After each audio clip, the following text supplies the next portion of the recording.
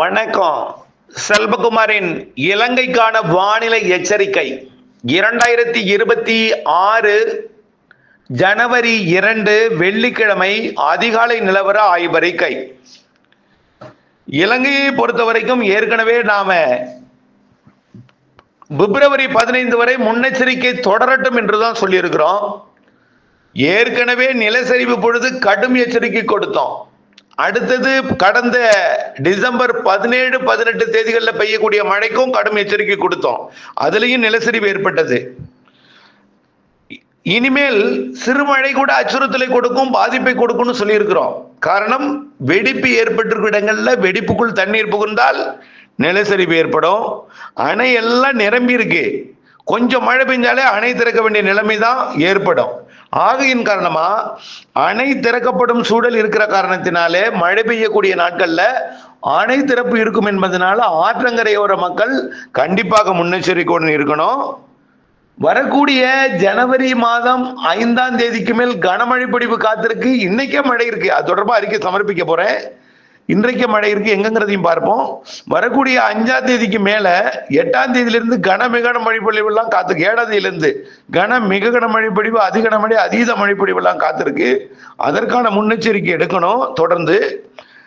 அதே போல பிப்ரவரி மாதம் 15ஆம் தேதி வரைக்கும் நிகழ்வுகள் மழை இருக்கிறது என்பதையும் தெரியப்படுத்த விரும்புகிறேன். சரி, இன்றைக்கு எங்கே இருக்கும் மழை அப்படின்னு பார்த்தீங்கன்னா, இன்றைக்கு இலங்கையோட தெற்கு பகுதியில மழை கண்டிப்பா இருக்கும். தெற்கு பகுதியில மழை இருக்கும். அதாவது குறிப்பா ஹம்மந்தோட்டா மற்றும் அந்த காலி வரைக்கும் கண்டிப்பா தெற்கு பகுதியில இன்றைக்கு மழை இருக்கும். இன்றைக்கு அதாவது நேற்று முன்தினம் மழை பெய்யாமல் இருந்திருக்கலாம். காரணம் என்னன்னா, எல்லாமே தமிழ்நாட்டின் மேற்கு தொடர்ச்சி மலையில குவிந்தது, அங்கே மழைப்பொழிவை கொடுத்தது.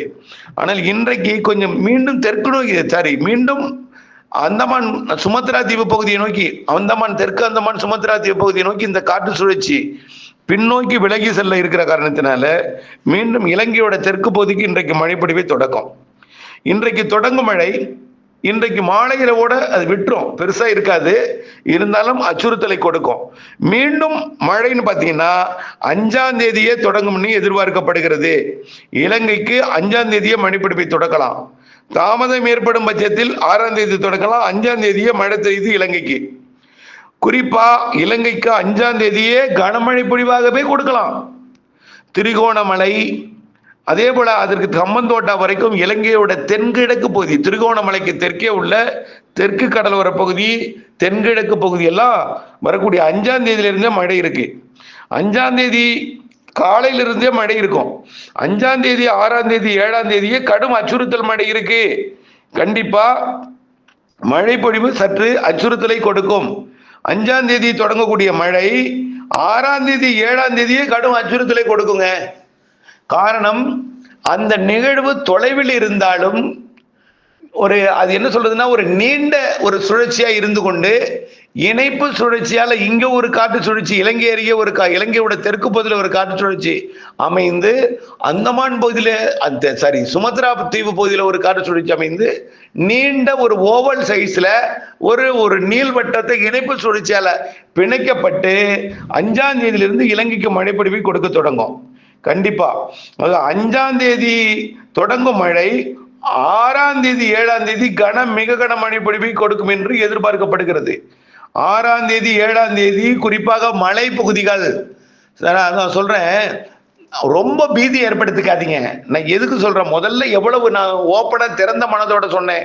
நேற்றைக்கு யாழ்ப்பாணத்திலிருந்து எங்க சார் மழை வரும்னு சொன்னீங்க, மழையை காணும், வெயில் அடிச்சுது சார் அப்படின்னு சொல்லி ஒரு மனசு கஷ்டப்படுத்துற மாதிரி வார்த்தைகளை பயன்படுத்துறீங்க. நான் எதுக்கு சொல்றேன், எந்த இடத்துக்கு சொல்றேன் அப்படிங்கிறத புரிஞ்சுக்கணும். யாழ்ப்பாணத்துக்கு நான் பெருசா மழை நான் சொல்லவே இல்லை, சாதாரண மழை தான் யாழ்ப்பாணத்துக்கு சொன்னோம்.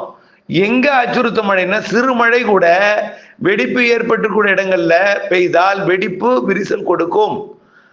அது கொஞ்சம் பெருமழை பெய்தால் வெடிப்பு சரியும். புரியுதுங்களா? அணை நீர்பிடிப்பு பகுதிகளில் மழை கண்டிப்பா இருக்கும் என்பதனால கண்டிப்பா ஆற்று அணையிலிருந்து நீர் திறக்க வாய்ப்படலாம்னு சொல்லியிருந்தோம். அதிக மழை என்பது 5ஆம் தேதியிலிருந்து தொடங்குது. 6, 7 தேதிகள்ல வலுவான மழைப்பொழிவு இருக்கிறது என்பதை தெரியப்படுத்த விரும்புகிறேன். 6, 7 இலங்கையோட தெற்கு தென் அரை பகுதி கனத்த பலத்த மழை இருக்கு. கண்டிப்பா அதுலதான் கண்டி போன்ற பகுதிகளுக்கும் அச்சுறுத்தல் மழைப்பொழிவு இருக்கு. 8ஆம் தேதியிலிருந்து வரக்கூடிய மழை அதை விட வலுவானது. 6, 7, அடுத்தது 8 அதை விட கூடுதல். 8லிருந்து 12ஆம் தேதி வரைக்கும் மிக கனமழை காத்திருக்கு ஒட்டுமொத்த இலங்கைக்குமே. 8லிருந்து 12ஆம் தேதி வரைக்கும். இதுல 5, 6, 7, 8, 9 அச்சுறுத்தும் மழை உறுதியா இருக்கு. அதுக்கப்புறம் அது தமிழ்நாட்டில் போய் பெய்யும். ஆனா தொடக்கம் 5, 6, 7 இலங்கைக்கானது. 5, 6, 7, 8, 9 இலங்கைக்கான மழை. ஆக இந்த நாட்கள்ல கண்டிப்பா வலுத்த பலத்த மழை இருக்கும். டிட்வா புயல் போல இருக்குமோ, பெருவெள்ளம் ஏற்படுமோ, பெரும் நிலச்சரிவு ஏற்படுமோங்கிற அச்சமே வேண்டாம். இப்படிதான் டெல்டா மாவட்டத்துல ஒரு கஜா புயல் ஒண்ணு தாக்குனுச்சு. அதுல இருந்து புயல்னா அச்சப்படுறாங்க, ரொம்ப அச்சப்படுறாங்க, தேவையில்லாத முன்னெச்சரிக்கை எடுக்கிறாங்க. இப்போ இலங்கையில் என்னாச்சுன்னா டிட்வா புயல் மிக மெல்ல நகர்ந்தது வடக்கு நோக்கி 3 நாள் 4 நாள் நகர்ந்துச்சு. ஒரு சின்ன தீவு, அது ஒரு 3 நாள் தாங்குமா அந்த தீவு? சும்மா ஒரு சில மணி நேரங்கள்ல கடந்த புயல்கள் தான் இருந்திருக்குது. சில மணி நேரங்கள் கடந்திருக்கு, அவ்வளவுதான். ஆனால் தெற்கே இருந்து வடக்காக நீண்ட வாக்குல 4 நாள் கடந்ததுன்னா என்ன ஆகும்? அப்படிப்பட்ட நிகழ்வு கிடையாது இது. அருகில் இருந்து கொண்டு இரு காற்று இணைவை ஏற்படுத்தி மழை பிடிப்பை கொடுக்கும். அது கடல் ஓரத்துல கடல் சீற்றம் இருக்கும். ஆனால் பெரும் பாதிப்பு டிட்வா புயல் போல் இருக்காது. இருந்தாலும் கடந்த 18ஆம் தேதி 25 சென்டிமீட்டர் 35 சென்டிமீட்டர் மழை பொழிவு கொடுத்து நிலச்சரிவை ஏற்படுத்தி இருக்கு. அதே போல மழை பொழிவை இதுவும் ஏற்படுத்தும். ஏனென்றால் ஏற்கனவே டிட்வாவால நிலம் சரிந்திருக்கு, நிலம் வெடித்திருக்கு. அதுக்குள்ள தண்ணி போனா நிலம் சரியும். புரிந்துதா? நீங்க பிற இடங்கள்ல நீங்கள் அச்சப்பட தேவையில்லை. யாழ்ப்பாணத்துக்கோ திரிகோணமலைக்கோ அச்சப்பட தேவையில்லை. அங்கேயும் மிக மழை இருக்கும். 15-20 சென்டிமீட்டர்லாம் மழை இருக்கும். முல்லைத்தீவுலாம் 20 சென்டிமீட்டர்லாம் தாங்கும். ஆனால் விவசாய பகுதிகள் கொஞ்சம் பாதிப்படையும். ஆனால் மலை வெடிப்பு பகுதிகளில் மட்டும்தான் கடும் அச்சுறுத்தல். புரியுதுங்களா? அங்கதான் நம்ம எச்சரிக்கை சொல்றேன். எச்சரிக்கை எங்க சொல்றேன்? இலங்கையின் ஒட்டுமொத்தம் கிடையாது. இலங்கையோட மலைப்பகுதி வெடிப்பு ஏற்பட்டிருக்கூடிய இடங்களுக்கு தான், நிலச்சரிவு ஏற்பட்டிருக்கூடிய இடங்களுக்கு 10-15 சென்டிமீட்டர் பெஞ்சா அந்த வெடிப்பு தாங்குமா? 25 சென்டிமீட்டர் வரைக்கும் பெய்யறதுக்கு வாய்ப்பு இருக்கு. சில நாள் சில இடங்கள்ல மலைப்பகுதிகள்ல வெடிப்பு உள்ள இடங்கள்ல மட்டும் முன்னெச்சரிக்கை தேவை. புரியுதுங்களா? அப்புறம் கண்டிப்பா அணைகள் நீர்பிடிப்பு பகுதிகளில் நல்ல மழைப்பொழிவை கொடுக்கும்.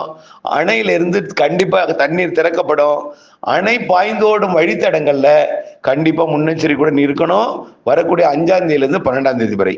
இப்போ 5ஆம் தேதியிலிருந்து 12ஆம் தேதி வரை மலைப்பகுதிகள், ஆற்றங்கரையோர பகுதிகள் முன்னெச்சரிக்கை தேவை. பிற பகுதிகளுக்கும் மழை, கனமழை, மிக கனமழை, நிறைய மழை காத்திருக்கு. இப்படியே அடுத்தது 17ஆம் தேதியிலிருந்து இருக்குது. 17 to 22, அப்புறம் மாத இறுதி, அப்புறம் பிப்ரவரி மாத 15ஆம் தேதி வரை நிகழ்வு இருக்கு, மழைப்பொழிவு இருக்கு. தொடர்ந்து பிப்ரவரி 15 வரை முன்னெச்சரிக்கையோடு இருங்க.